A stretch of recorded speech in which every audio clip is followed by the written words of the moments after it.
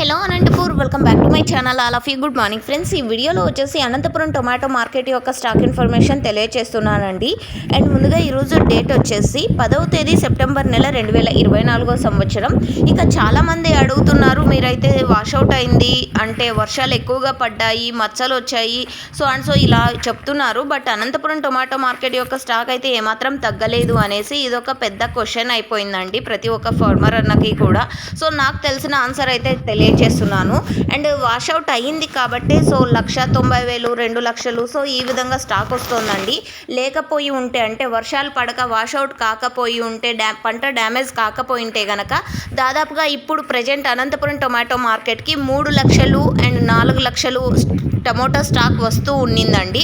So మీకైతే అర్థమైంది అనుకుంటున్నాను. ఇక ఈరోజు టోటల్ టమాటా స్టాక్ వచ్చేసి 1,89,000 ప్లస్ బాక్సెస్ వచ్చిందండి. 1,89,000 ప్లస్ బాక్సెస్ వచ్చింది ఈరోజు టోటల్ టమాటా స్టాక్.